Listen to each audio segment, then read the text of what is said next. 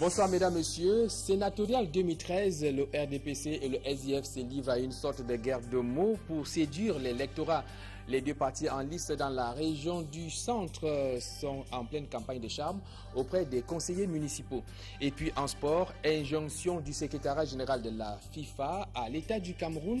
Eh bien, le comité de soutien de redressement du football camerounais constitué d'anciens footballeurs dit toute sa détermination à renverser l'équipe dirigeante actuelle de la FECAFOOT en dépit de l'injonction de l'instance fêtière du football mondial. Voilà pour les titres.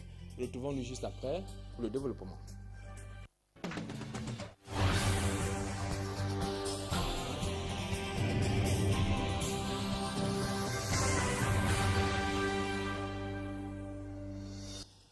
Rendons-nous au quartier Logbaba Tunnel dans la ville de Douala en ouverture de cette édition d'information où les populations de ce quartier sont exposées à des risques d'électrocution face aux câbles du courant électrique qui traînent à même le sol. C'est le constat fait ce matin par nos reporters Samuel Choufa et Flotamko Bensi. De l'électricité sur des toits, véritable danger. Un danger que sont obligés de côtoyer au quotidien les habitants de Logbaba, un quartier de la ville de Douala. Ce poteau électrique est couché sur le toit de cette famille depuis au moins 7 mois. Les habitants sont presque obligés de manipuler le courant électrique avec leurs mains au risque de leur vie. Vous voyez, les enfants qui les collent passer par là. Je n'ai pas même pas séché mes couches. Je soulève le poteau. On a peur. On a trop d'enfants ça chez nous. Dans ce quartier de l'arrondissement de Douala 3e, chacun se débrouille comme il peut pour se séparer du courant électrique qui traîne à même le sol. Tellement les fils électriques vont dans tous les sens. Et voire même pour protéger la maison, parce que ça tombait, les fils devaient vraiment, ça doit endommager la maison. C'est pour ça que nous devons attacher le poteau avec les fils de fer. Ici, même les enfants n'ont plus peur du courant électrique, qu'ils en ont d'ailleurs fait leur jouet. Les fils électriques qui sont à leur portée ne leur laissent pas d'autre choix. Les poteaux électriques sont désuets. Le risque d'électrocution n'est plus à démontrer ici. Même les troncs de bananiers sont mis à contribution pour écarter le danger déjà très proche. Les citoyens n'ont plus leurs droits. Ils n'ont peut-être que des obligations parce qu'il est inadmissible. Et nous avons saisi le sous-préfet également, qui passe d'ailleurs ici tout le temps, est intervenu, rien, depuis plus de 8 mois. Les enfants jouent ici, ils touchent même au fil. La peur dans le ventre, les habitants du quartier Logbaba à Douala continuent d'attendre, et ce depuis plusieurs mois, que l'entreprise en charge de l'énergie électrique les épargne de la mort. Restons toujours dans la ville de Douala, cette fois c'est au quartier Bepanda Tonnerre où un conducteur de moto-taxi rend l'âme au moment où il prenait sa pause. La scène s'est déroulée donc ce matin. Les collègues de ce jeune homme ont d'abord pris ce geste au départ pour une blague. Ils vont par la suite réaliser que leur compagnon avait rendu l'âme. Les sapeurs-pompiers qui arrivaient sur place pour transporter ce corps inerte seront refoulés par les populations. Mais le corps sans vie du conducteur de moto-taxi a été récupéré par sa famille, informée à l'aide des pièces récupérées sur l'infortuné. Sur les circonstances de cette mort subite, je vous propose de suivre ces témoignages recueillis au lieu du drame. C'est un besquineur qui est descendu de la moto sur la chaussée. Et dès qu'il est descendu, il a commencé à faire la marche en arrière. On l'a ramené ici. Il s'est écoulé là. Le sang a d'abord commencé par jaillir par les narines. Après les narines, c'était la bouche. Au début, c'était d'abord un sang liquide. Après, le sang coagulé. 5 minutes plus tard, les yeux ont commencé à tourner au blanc. Et il est mort. C'est tout. Oui, le monsieur arrive au carrefour Tonnerre. Les gars où stationnent les motos qui transportent pour Bonamoussati. Il descend de la moto et s'écoule. Quand il s'écoule, et il vomit du sang. Et il y a une substance, quand vous observez un peu ce sang, il y a une substance comme si c'était le cerveau. Donc, on peut un peu comprendre que peut-être il a été empoisonné quelque part ou assommé. Bon, c'est ce qu'on a pu constater. Oui, on a appelé un membre de la famille, son grand frère, l'aîné de la famille est venu transporter le corps. Puisque les pompiers voulaient porter le corps, la population a refusé. Oui. Sénatorial 2013, la campagne bat son plein à Yaoundé où le RDPC et le SIF, les deux partis en lice, dans la région du centre se livrent à une sorte de guerre de mots pour séduire l'électorat. Yannick Bazoua. Quelques jours après le lancement de la campagne pour les sénatoriales dans les deux partis politiques engagés dans la région du centre, la guerre des mots connaît ses moments de gloire. Au Social Democratic Front, le RDPC n'a plus rien à prouver aux Camerounais. Ces moultes échecs étant tout aussi visibles qu'une voiture en piteux état. L'Oignon Ekele, c'est une zone enclavée, il n'y a pas de route. Ces gens ont été dans le gouvernement. Ils n'ont rien fait. Il n'y a pas d'eau. La ville de Zeka est complètement finie.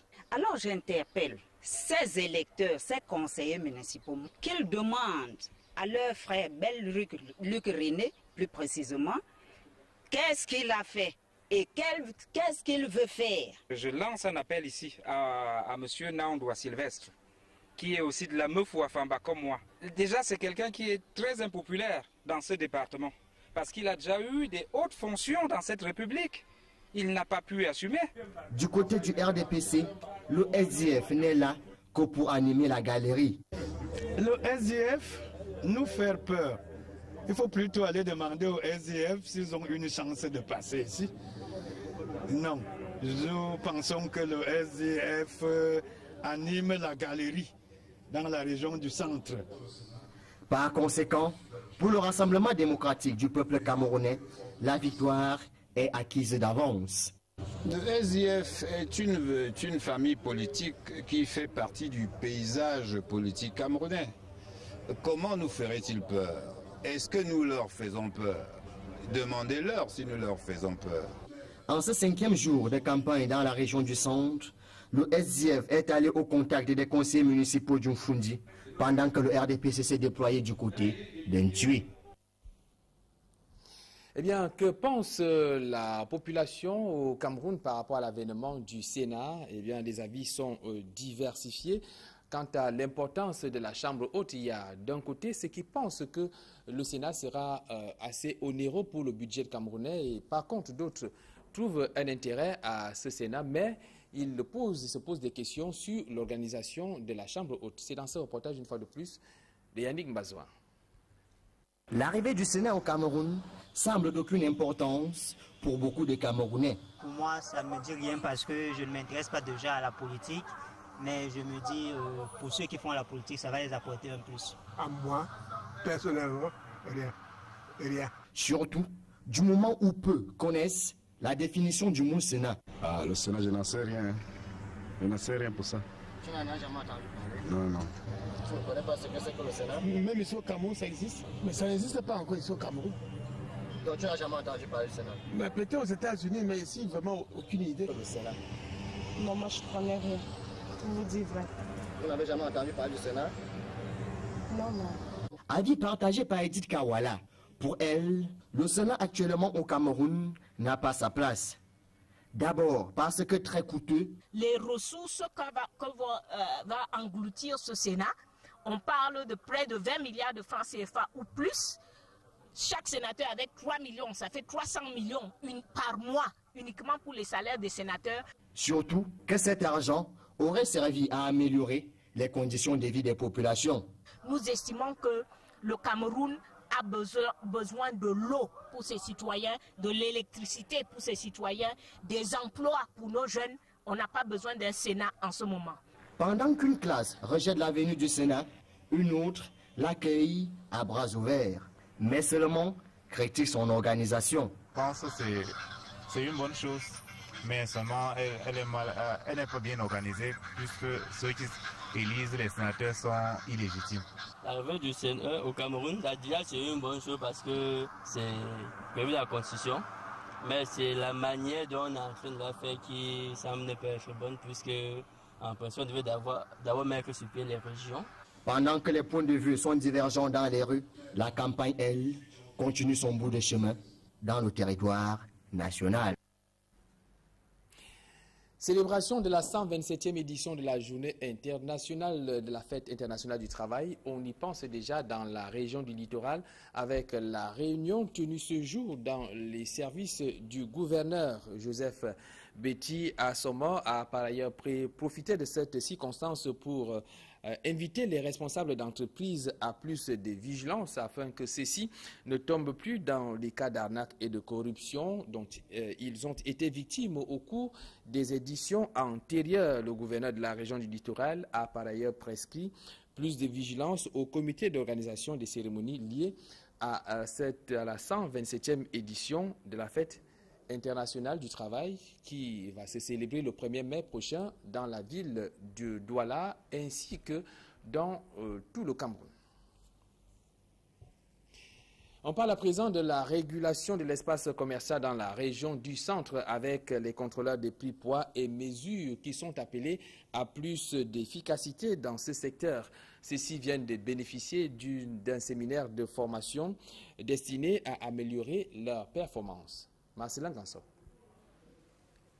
De la constatation à la sanction des infractions commerciales, la tâche n'est pas aisée pour les contrôleurs des prix, poids et mesures. Nous rencontrons des difficultés telles que la compréhension, parce que le commerçant n'est pas toujours au courant de toutes les normes qui existent.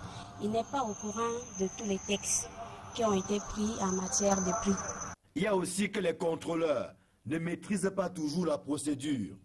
Certes, des textes existent, mais ils sont souvent abandonnés dans les tiroirs des bureaux et bonjour les dégâts sur le terrain. En plus, certains cadres en service à la délégation régionale du commerce sont issus du recrutement spécial de 25 000 diplômés à la fonction publique et ne sont pas encore suffisamment aguerris. Un contrôleur de prix ne peut pas travailler avec efficacité s'il ne sait pas qualifier une infraction, s'il ne maîtrise pas la procédure qui aboutit à la sanction de l'opérateur économique. Et même à ce niveau, je dois vous dire que les sanctions, elles ne sont pas à pied levé. C'est des sanctions qui sont prévues par les textes et le contrôleur efficace est celui-là qui maîtrise la procédure, qui maîtrise les textes. Les contrôleurs de prix, poids et mesures ont un rôle déterminant à jouer dans la régulation de l'espace commercial national. Il nécessite qu'on se recycle toujours, parce que de temps en temps, il y a des changements au niveau du mode de calcul des amendes, au niveau de certaines infractions. Yaoundé, c'est une ville très complexe. Il faut donc qu'ils aient tous les éléments juridiques, tous les éléments professionnels pour pouvoir travailler avec efficacité. Les experts ont entretenu le personnel sur les procédures de contrôle en matière de normes et qualité. Et puis, les infractions et contentieux en matière de prix, poids et mesures. En sport, comme l'annonçait en début de cette édition d'information, mise en garde de la FIFA face à l'ingérence du ministère des Sports et de l'Éducation physique dans le processus électoral à la FECAFOOT, eh bien, le comité de soutien pour le redressement du football camerounais constitué d'anciens footballeurs dit tenir la barre haute malgré les injonctions de l'instance fêtière du football mondial. Ce comité souhaite changer la direction de la FECAFOOT actuelle. Ils étaient face à la presse ce jour à Yaoundé. C'était en présence de notre reporter Marcelin Ganso. Le comité citoyen pour le redressement du football camerounais soutient totalement Adoum Garoua qui vient d'arrêter la mascarade électorale qui se préparait à la FECAFOOT. Telle est la substance de ce point de presse qui n'a pas fait l'économie des critiques à l'endroit de l'équipe dirigeante actuelle de la fédération. Une décision courageuse, une décision sage, une décision, j'allais dire, salutaire, dans la mesure où ce code électoral avait totalement verrouillé le jeu démocratique et que dans ces conditions, l'équipe en place à la fédération devait revenir aux affaires de manière inéluctable. Cette sortie médiatique coïncide avec la menace de la FIFA qui vient de rappeler le ministre des Sports à l'ordre. Le comité considère cela comme un non-événement. Beaucoup de Camerounais réagissent comme si Dieu avait parlé. Dieu, ce serait donc la FIFA. Mais je pourrais vous démontrer que la FIFA se contredit dans cette lettre. et que cette lettre manifestement a été dictée de manière indirecte et qu'il y a eu des influences qui font que ça ne peut pas être la position officielle de la FIFA. Le Cameroun doit pouvoir faire la loi chez lui. La FIFA attendra que les dirigeants fédéraux camerounais soient des dirigeants élus. Un point, un trait. La FIFA elle-même n'a pas à nous dire comment on procède. Le renouvellement des dirigeants de la FECAFOOT est imminent.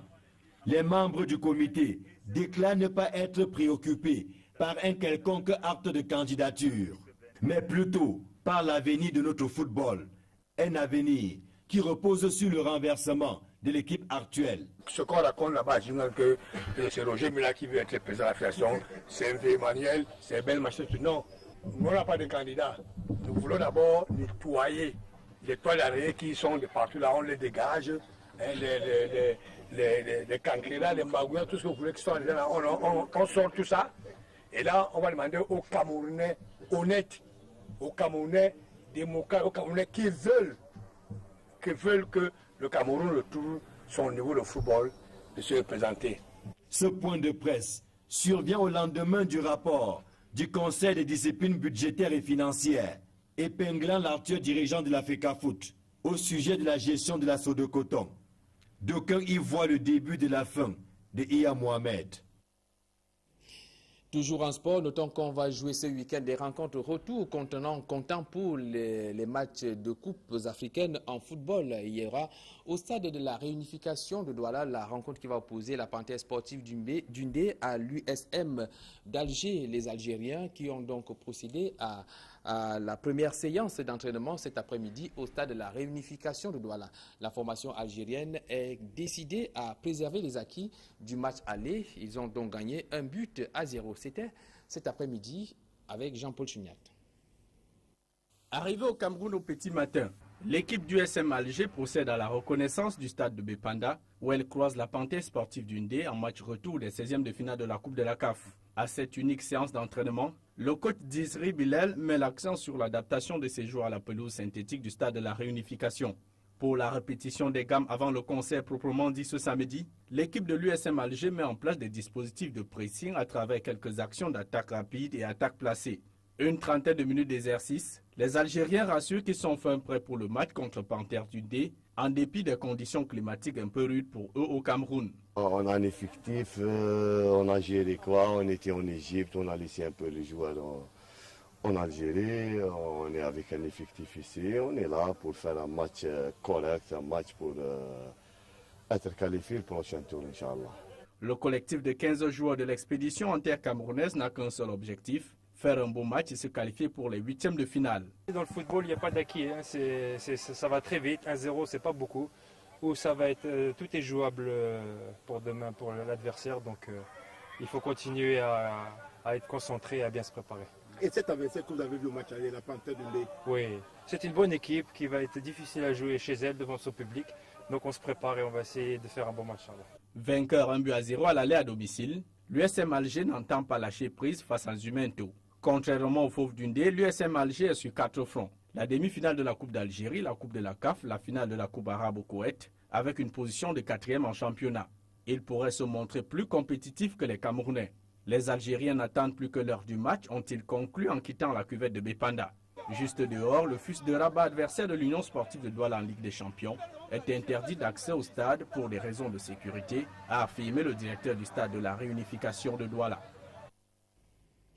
Eh bien, la rencontre Panthère sportive d'Undé USM d'Alger se dispute demain à 15h au stade de la réunification de Douala. Je propose de suivre la réaction du chef de la délégation algérienne. Il est au micro de Jean-Paul Chuniat. On est arrivé à 4 h du matin. C'était prévu qu'on arrive un peu plus tard parce que bon, l'avion il devait atterrir à Yaoundé. Le pilote il a fait deux tentatives. En fin de compte, il n'a pas pu pour des conditions météorologiques. Donc on est venu directement sur Douala. À l'aéroport, on a trouvé un représentant de l'équipe Panthère ainsi qu'un représentant de l'ambassade d'Algérie. On a été acheminé directement vers l'hôtel, là où on a fait ce qu'il fallait faire. Et on est monté dans les chambres à 6 h du matin, donc les joueurs n'ont pu dormir que 3 heures. Et comme vous voyez, ils étaient là pour le premier entraînement. Je tiens à remercier les Camerounais. Pour... en fin de compte, leur beauté n'est pas uniquement dans le football, mais elle est aussi dans leur cœur.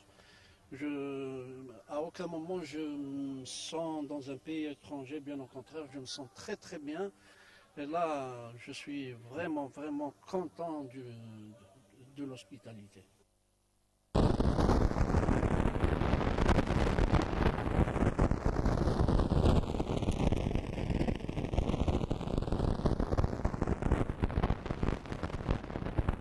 Dentaire en toute sérénité, mythe ou réalité?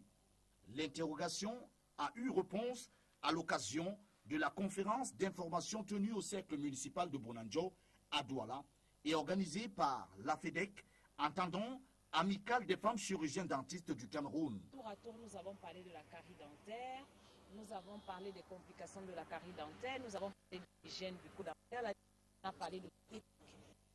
Et cette année, nous parlons des soins dentaires en toute sérénité, mythe ou réalité. Nous avons voulu ainsi apporter une réponse à la question qui nous rattrape toujours. Docteur, est-ce que ça fait mal? S'il est vrai que la plupart des actes posés en chirurgie dentaire restent susceptibles de provoquer une douleur, il faut constater que le patient a très souvent peur du dentiste et de ses instruments.